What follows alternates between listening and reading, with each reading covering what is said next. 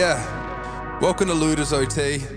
On this show, we will explore the ins and outs of our lives as hip-hop artists, business partners, and I suppose brothers. Okay. Done with regulation time. Now get ready for what's next. LOOTRS OT. Yeah, LOOTRS OT. I said LOOTRS OT. Yeah, LOOTRS OT. LOOTRS OT. I said LOOTRS OT. I said LOOTRS OT. LOOTRS OT. Don't call me. Hey, LOOTRS OT. Hey. oh, LOOTRS OT. yeah. Yeah. Welcome. To me, Welcome to you. Yeah. Welcome to LOOTRS OT. Mm-hmm. You got to turn me down a little bit because I'm too loud and shit. Yeah, you're fucking way too loud. How? Nah, that's too. Nah, come on, give me a little more. Yeah, that's max. Give me Your a little voice more. is fucked. I don't know what it is, eh? Just a man. I'm just a man. I wish that was true. Yeah, you wouldn't. I wouldn't know, no. You wouldn't understand these man vibes. Yeah. What else is manly about you? What are the other flavors? Yeah, of man vibes. I got this. But my hand on the side is real hairy.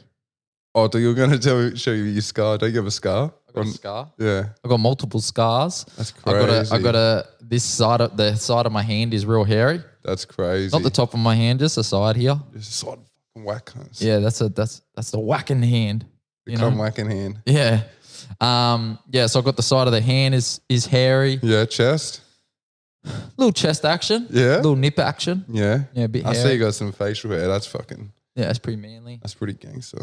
Yeah, but yeah, that's pretty much it. Yeah, dope. Mm. Oh, well, maybe one day I can be a man. And just the projection on my voice. Yeah. That's the main thing. Yeah. That's the one that gives it away. Yeah. You could see the other things and think that maybe that's just like a masculine chick. Mm. But then once you talk, I'm like, You hear damn, that voice, you're like, damn. that's a man if ever I've heard one. Mm-hmm. The way that I project. And yeah. No, I like it. I to be honest, though, I don't really like my voice that much, so It is what it is. can't really. Can't really do much about it. No. No, you definitely can, Bart. Definitely can. You can. You definitely can. You definitely can. Not like the tone. No, but even the tone. Because the thing is, like, you might be talking, what seems like is your tone might just be your habitual default sort of tone that you go to. Yep. But And also, it's just how you're conditioned to hear your tone yeah, a certain way. Yeah. Like it was actually, so my singing teacher on Monday was talking about how good it is to rehearse your vocal or rehearse your, like, setting up your voice, but actually not projecting because Or just miming it sort of thing. kind of, yeah. But like, you know how you got to, like, if you're going to sing like high, you got to like set your Head like, voice. yeah, set it up in a certain way, so, like prepare yourself. And then if Yeah. you're going to sing, you Yeah, know, you low. kind of do certain things to set your voice up in certain ways. And she said that, I think this is what we were talking about, but she said, you know, if you do it out loud, you might misinterpret what you're saying because, or how you're singing because Yeah. once something Yeah, comes you're reacting out, to the sound rather you're than reacting the to- feeling. yeah. So she said it's better to like feel and internalize where you're sitting with your voice and stuff like that. So yeah, because if you put it out, if you project it, then it's bouncing off the walls. There's reverb. There's different kind of things, and your own interpretation and bias of your voice and Well, that's like all with, this stuff. What? That's like Does it sound like real reverby today? no, not really. Am I sounding okay? You sound loud. Yeah. Too loud? Well, if you're going to stay real close, I'm going to have to turn you down. I'm sorry, bro. So pick, about here? pick your distance. What about here? That's all right. Is that cool? It's just when you get intense and you start talking and you like yell it. It's like, Right. bro, I got headphones on and you have a fucking microphone right in front of your face. Yeah. Do you think you need to yell? No. Exactly. Now we're getting somewhere. Yeah. Yeah. Well, so badly. Yeah. Yeah, that's like when you're singing in the shower. Yeah. Because it's reverbing and bouncing off the walls, and you're essentially hearing layers of your voice that mask the flaws. Right. Is that why it sounds so good? Yeah, it's a reverb. It just because you're essentially it's more than one. It's like choir almost. You know, the I guess the faults are sort of covered up by the reverb. It's like if you just put reverb on a vocal channel. If you just like boom regular, it automatically sounds better. And the same thing with Eminem, right? His vocals just stacking. Yeah, exactly. You don't really need to execute perfectly, but if you have all the layers that fill in those little gaps, then it sort of together glues and makes a nice. I just came up with a real cool idea not a cool idea, but I came up with a funny idea for a TikTok just then. Yeah, or like a real style of thing. So it's like someone in the shower, and it's like, is it Whitney Houston? And I will always. Yeah. It's like Whitney Houston's voice and then he gets out of the shower and yeah, that'd be good. Yeah, we could do that. Do I have to get nude? No, please don't. Anyway, let's talk some shit. Yeah, because I've got places. Yeah. All right, let's mental health check-in. All right, you go first this week because I've been lucky enough to go first every week, and I take too much of the spotlight. So you're good at that. I would like you to tell me how you're feeling mentally, how your health is, and just where you're at with things. I definitely am realizing, I don't know if I spoke about it. I think I spoke about it last week, about realizing how the necessity to continue daily meditation. Did I speak about that? Yeah, just how important that was. Yeah, you were talking about that on the last one. I'm trying to get back to that. But it just comes down to me. It all just centers around my bedtime routine. Yeah. If I can get to bed at a good time, and I'm talking like 1's a good time. Like I'm happy if I can get to bed at 1. Yeah. No, like that doesn't bother me. But any later than that, it's just like throws everything out of whack, and then I'm not rushing, but I'll either do a quick meditation or I won't meditate, or I'll do real quick journaling or I won't journal. I just need to guarantee myself that time in the morning. Yep. I don't necessarily feel what I'll do if I don't really get a good chance to have a good morning routine. When I go to the gym, I'll listen to I literally listen to meditation music while I'm at the gym. Yeah. And it's just tonal, just like chill as fuck shit. And it just makes me so present because with music, sometimes I'll zone out and start thinking about it and my mind goes to other things. Yeah. It goes down the rabbit hole of music. Yeah, it starts in music. Then maybe I go to share it on Instagram or something. Then all of a sudden I'm on Instagram. And I'm just like, fuck. So, I found that really beneficial. And also, even if I have a good morning routine, it allows, and I'll still do it. I'll listen to music when I need that push or really want to just zone out in a way. Yeah. Because that's honestly it. It's more when I'm zoning out.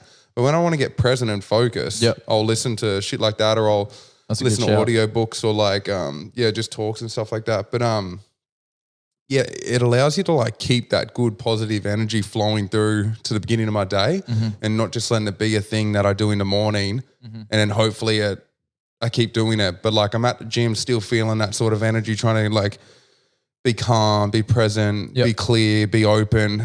But I guess in terms of mental health, I think good. I think I'm just just struggling a little bit with identity. Or not identity as in my identity, but more just about taking on this role, really confidently just oh fuck it, putting the artist shit to the side and just separating a little bit, being a bit more clear with how I think about it and how I feel about it and going, all right, I'm an artist when I need to be. I am an artist regardless, right? But I don't need to constantly be in that headspace. I need to, when I'm here, be in a business headspace. And really that's been the sort of friction of that has been a little bit of an issue and had a little bit of internal battles. But generally speaking, pretty good. Just that pressure, just that that constant sort of impending doom of not enough time and just trying to manage that. And I think I'm getting there, but that's really the only thing that sort of is, that's the main thing, those things. Just that constant hum. Yeah, and just finding a way to suppress that. Well, not suppress it, obviously, just deal with it and acknowledge it. And that's really it. That's what it all comes down to, just finding a way to just accept that, your day's full, you've got things to do, you're going to get a little bit stressed or anxious, like just Yeah, but it's a confront good that. stress. Yeah, just it's reminding it's a yourself great- that it's a great stress. Yeah, it is. It's a privilege to be able to like be working and doing something that like you love and you're keen on, and Yeah. so yeah, that's me. Yep.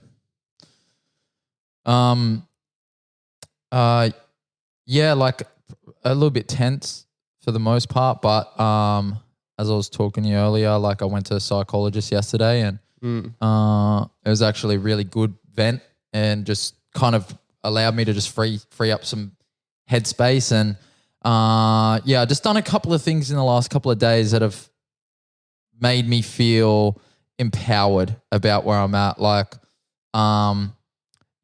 just real little things that have just helped me feel like I'm turning a corner with just my awareness and my attention to detail and just my intent. So I don't want to probably talk about it too much at the moment, but I feel good today. I feel good today. That's all that matters. Yeah. Do you think you're going to keep going with the psych for now? For now, yeah. Yeah. Cool. I think there's enough positivity there for me to want to continue Yeah, dope. for now. So yeah, we'll see how that unfolds. But it was a positive session, and I think it added value to my life. I wasn't just going. I think for the first couple of weeks I was just going, and then yesterday I feel like it added value to my life. And so if it can continue to do that, then I don't and just see a little side note, just to comment on that, and also a piece of advice I think to pass on to people is what I said to you. I think it's pretty valuable information about. So like you're going with an agenda. Yeah. You did want to talk about certain things, and you didn't want to talk about certain things, and that's totally fine. But I think this is a point that you can apply to really anything. yeah, that's what I was going to say. And it's like you can't be set on what you want from something. Yeah. You can prepare and do your best, but you can't be like it's like prepare like you climb Mount Everest and then you get to the top and you thought it was going to be a certain way and it isn't, and you're just like, fuck this. Yeah, like how many success stories do you hear like that? Or what about like, if you planned out a whole set, like 10 songs or whatever, and then like halfway through you forget a line and you need to start freestyling, or the crowd are chanting for another song, like you're just going to be rigid and just go with, you need to be open to kind of what's happening in front of you. Definitely. Like you need to come with a bit of an idea sometimes and a bit of a plan sometimes. You definitely want to prepare whatever it is, but at the end of the day, you can't be set on what you want to come from it. And the thing is, for those first couple of sessions, I was like, I need to be doing this at psychology, or I need to be talking about this, or I need to be unpacking this trauma. But you're the funny thing about that is like you're the one with the issues, whatever they are, big or small, relevant or not. You've got certain things in your head, and you got to look at it like you're standing in the eye of the storm. You know what I mean? Yeah. So your judgment and your perspective isn't really clear. That's why you go to these sort of people. That's why you have a conversation. This is why people say vent. Get it out, journal. Because you don't actually know what the... No, man. Yeah. We think we're so aware of what we're thinking and doing. Yeah. Like so much of it's habit. Yeah. Like, there's people... hard. Yeah. There's people who argue against free will that it's not even a thing because it's just like a set of predetermined behaviors. It's like, that's scary. But like, if you give up, if you just become a slave to your habits and your just like rigid belief system, then you do give up your free will because you stop making choices and empowering yourself and choosing a higher road and trying to be a good person. And you just like do what is meant, do what you're meant to do or do what people expect of you. Anyway, continuing on. Let's talk about our boy DMX. Oh, okay. Rest in peace, firstly. Yeah, rest in peace to X. And I just wanted to us talking about today, DMX, but then also like early hip hop, us when we were younger listening to hip hop. Yeah. So I guess we were talking about the whole idea of like, I guess posting about, resting in peace and stuff like that. But yeah, but I wasn't really talking. We don't have to talk about that part of the conversation, but I'm saying, but I just wanted to say that, unless I can do something like this, where I can like actually talk about the impact or the influence or, the value that person added to my life, like I don't want to do it. I guess that's what I was trying to get at. So, and that's not to. That made me also think. That makes me also think about what's your opinion on this? Tell me if this is similar. I don't know if I'm like not saying it right, but don't you think that's sort of similar to how parents, especially new parents, like younger people with their kids, like when their kids like 1 or 2 or 3, they're like, happy birthday, and they post photos of them. It's like the kid doesn't give a fuck. They don't have Facebook. Yeah. They're not on there like, oh, mum and daddy shouted, mum and dad tagged me. Yeah. You know what I mean? It's like it does not just seem like the same sort of It's a bit similar. social media signaling sort of thing. it Like, is. look at me, I've got a kid and they're having a birthday. Look at me, I like DMX and I want to share shit about him. Yeah. Bit controversial, I get it, but like that's what it comes down to. Yeah, just any of that signaling really. I know that I do it, But the and thing is, you got to be careful, is because that's the truth. There's so much, like for example, I'm singling it all the time, bro. posting Ill's results or posting a new song or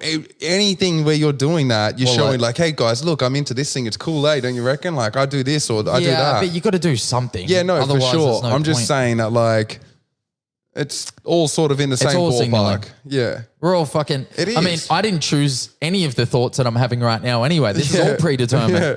I have no self will. Yeah, well, but no, let's give, you know, he's an absolute OG. I listened to a cool I listened to the funniest story about him. You know that podcast where it's like Noriega, I think his name is, like he's an older hip hop head. I don't really know him much, but he was an artist and he's like, he always gets on like big hitters like Rick Ross and Drake and Jay-Z, and they're sitting around a table. There's like 3 or 4 or 5 of them. They're like smoking and drinking and shit. You ever seen that? No, I don't know it. Anyway, yeah, I'll just have to show you what, or I'll link it in below. Like it's a hilarious story just about how much of a like loose nut DMX was and stuff. And Yeah.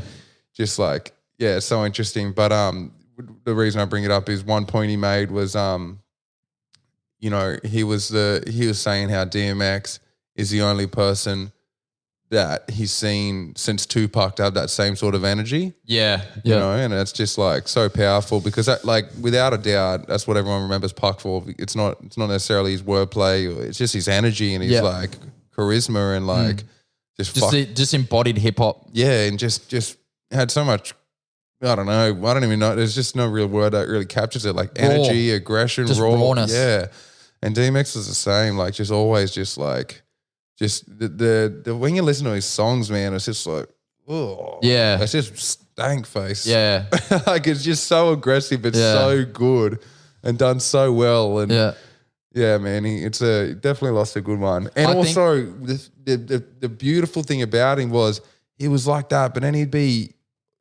You remember how Catholic he was, how religious he was. Got pretty religious. Yeah, man. Like he'd be on stage like full preaching, doing like sermons, you know. So that's special, you know. That's so. And yeah, we were both obviously big listeners of his. Yeah, I think that he's probably one hip hop artist that I will regret never seeing live. Yeah, definitely. Like he's I just think he had so many hits and so many recognizable songs and so much rawness and so much energy and I just feel like watching him live and the energy that would have been in that the I want to go crowds. back and listen to like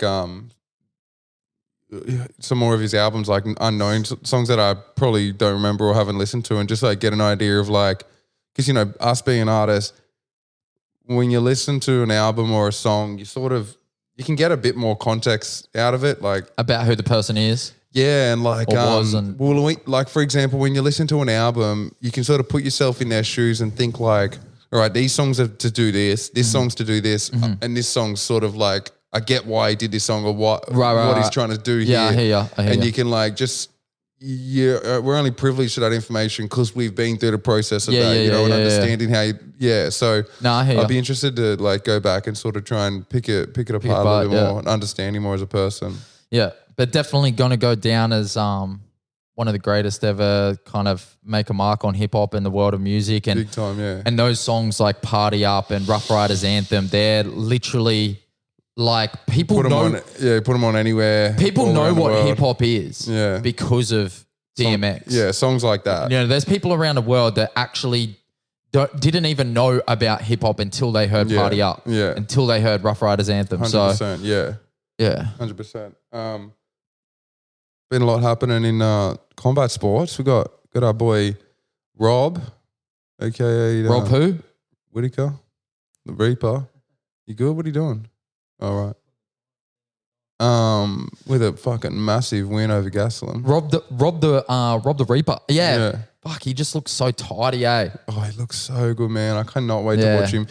Watching higher level martial arts is just so good. Like just when I watch little Gastelum fakes and when I watch like the lower, like the more amateur ones, and you know you can tell they haven't had many fights and they're still sort of like just making ends meet. They haven't been able to, because UFC, they don't get paid much. So it takes like becoming a legit star, becoming a champ and defending the belt multiple times to get the endorsements and get the paychecks to really sustain yourself and get a good camp and have like all the new, like, you know what I mean? Yeah.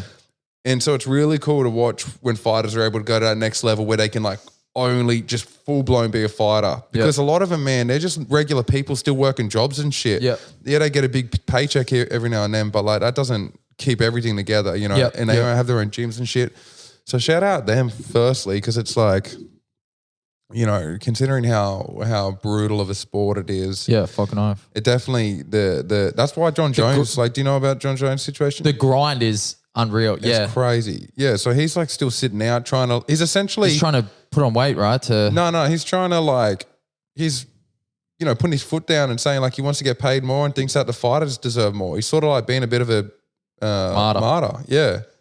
Man, that's a scary human. Yeah, I know, man. And it's a confusing situation with him because of his like rough past and doesn't have the best relationship with Dana, and it's a bit weird, and he's a little bit of a dick at times. Yeah. But I think I hope he doesn't hear that. No, neither. All in all, I think he's trying to he's essentially on strike. Right. Yeah. Because he was due to fight Blachowicz, right? I'm not sure. I don't know if he's actually... The plan was like if Izzy beat Blachowicz, they were going to fight at John Jones's weight class. That's why Izzy went up, because he wasn't going to... right, yeah. The whole idea, I think, was to plan for a Izzy versus John Jones mega fight. Yeah. But I think they agreed that Izzy would come up that weight class. Yeah. So before he went straight to John Jones... I hope he has some more heavy... He said he will. Yeah. I really want to see him perform at heavyweight. Yeah, he just needed more weight, because Blachowicz just like, when he got him down, he just couldn't get him off. Yeah, I think it was a wake-up call. I think he said that he fought a lot of heavyweights. Like, don't get me wrong, he obviously has, but not that level. Not grappling. And not that level. I'm sure it would have been like kickboxing and straight stand-up. Yeah, he'd just dance around them motherfuckers all day. Yeah, so it's a different thing. Yeah. But honestly, Rob just looked so good. And I was thinking about it, like, just as you were talking about the levels, because if you think about, like, you know, you learn how to punch, and then you learn how to kick, and then you learn how to grapple, and then you learn how to, you know, you add these different variants, and then you just learn how to put it all together. Yeah, and create your own style. You create your own style, but then there's the top, that like of the pyramid in terms of learning the skills. There's this top level, which it's where you basically ascend to like mastery. Yeah. And the different movements and the setting up shots and the faking and all the stuff that goes into that. It's timing, it's speed, it's counter punching, it's it's unreal. It's so good. Whittaker, that's why I don't think the fight this weekend, Usman and Masvidal. That's why I don't think Masvidal can win. Like, yeah, he could knock him out, but just like purely skill, like he's not going to... the levels? He doesn't have the levels. Yeah, man. Yeah. Kamaru, like in his against Gilbert Burns, like he's just a scary dude. Like he took some good shots and he just comes marching forward and he's got a hectic jab. Like he sat down Burns with his jab. But anyway, and our boy Gallen coming through with a knockout first round. That's it, daddy. Huge. I mean, it's beat Mark Hahn as well. Like he fought Barry Hall as well, didn't he? Yeah, Bazza knows how to punch people. He knows how to punch people. There's someone in Australia that likes punching people. It's him. He's number one. I'll tell you what, it's so funny. I've probably told you this, but so Eamon, my mate Eamon, he would always say, like, and Eamon knows nothing about any sport. Yeah. But he'd always just joke about Barry Hall. Yeah. And we'd be at school and we'd be talking about footy. We'd be talking about NRL. Yeah. I would. Yeah. And then Eamon would be like, man, will Barry Hall stop punching people? And that's all he knew. He just knew that Barry Hall would punch people all the time. can Barry Hall just stop punching people? I wish I was into AFL. Punch a lot of motherfuckers. Yeah. And could have appreciated that. Oh, yeah. Just got to watch games. It was like, come on, Bar. Can't do it, Bar. I wonder if he was actually any good at the sport, or was he just a Nah, he definitely would have. He definitely would have been. They hired him to just stand up in front and punch cunts. He's probably a bouncer now. Yeah, surely. And then Askren. Yeah, that hurts. The world collectively just went. You see Drake message Jake Paul? Nah, shouting him out or yeah, on I saw like a little snippet on Insta. What congratulating him. He goes, "You're a beast. How much did you make for that? That performance? 75 mil. How much did you make for that? 10-minute show or something like that. Whatever, however long it lasted. Like put it in music terms or something like that. Set. How much did you make for that? 10-minute set. Whatever. Yeah. Oh fuck, he thinks he's so good. Yeah, but I mean, like, let's be honest. I'm not going to take. I mean, he's done a lot of cool shit in a short life. Yeah, I'm not going to take it away from him because like the work's there and it stands for itself. But every time I appreciate his work, his personality overrides it, and it's I know. That's really hard to like. It's really hard to not. But see yeah, that. I can definitely separate it and see the work ethic and what they've achieved. Yeah, definitely. Is pretty. Yeah, you can't question that. Yeah, definitely for sure. But I mean, in terms of arrogance and personality, it's like, I mean, but who knows? Like, dude, at the end of the day, I've never met him. Yeah, but yeah, the persona he puts out into the world and the energy he puts out into the world, dude, doesn't seem like it's great. There was a little like a 10-minute video that Triller put together, like pre-thing, and it's like behind the scenes in his life a little bit and like him training and whatnot. And he like tells this big sob story about just how bad, how difficult everything is and this and that, and how everyone hates him and how people have left his life. And the whole time it's like it's all painted this picture to seem like he's the victim. All right. But it's like, but wait a second, why have all your friends left? Yeah. Why does everyone hate you? Because you're a fuckwit. Yeah, I'm not just gonna like simplify it as like, he's just a fuckwit. Like, that we can have that opinion, but like you can look at the details and like extrapolate a little bit and be like, well, why does everyone think that? Yeah. And like, why has everyone left him in his life? And so I would be. And it was him that went into the Japanese forest and was making fun of that where people go to commit suicide.